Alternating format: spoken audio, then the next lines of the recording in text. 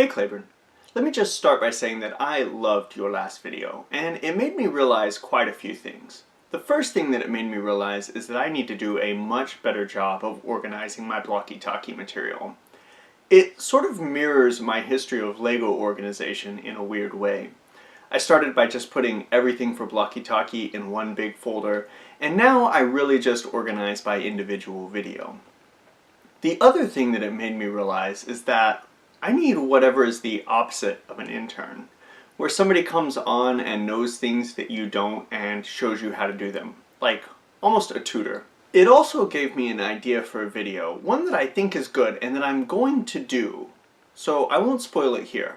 But as I was coming home from work, I was listening to a lecture from a tech conference that was all about the way that we build skills as a way to build ourselves. And I know I've talked a lot about the minifig in the past, but of course just this phrasing took me back to the minifig. I've had the same minifig for a while. I mean, not exactly the same. I used to have hair, but well, now I don't. And then I added a laptop computer because the new job. And then the coffee cup, it's changed. But ultimately, it's the same person. The same khaki pants and plaid shirt. But ultimately, I'm not sure that that's representative. I think that I am, and I definitely want to be a changing person. Not only clothes and accessories and career, but also my interests. I want to get good at things, to acquire new skills, to see new places and read new books, and ultimately make new memories. It was Kierkegaard that said that anxiety is the dizziness of freedom. And I hadn't really thought about it much, but I read a book recently that posed that thinking about and challenging purpose is a luxury of modern life. That purpose wasn't something that the average person really thought about or had time to ask questions about until the last century.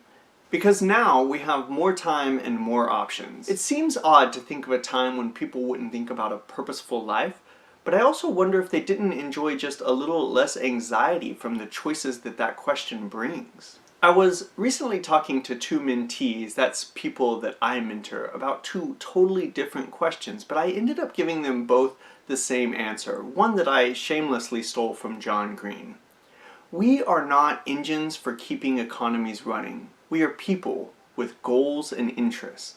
That they shouldn't do things to drive the economy, but that help them achieve their goals and align with their interests. It didn't occur to me until after the fact that this is advice that is very modern, that it's only true in the last century when people have been able to unplug from being a power for the matrix. A changing world sometimes means that we have to change, but it also means that we can change.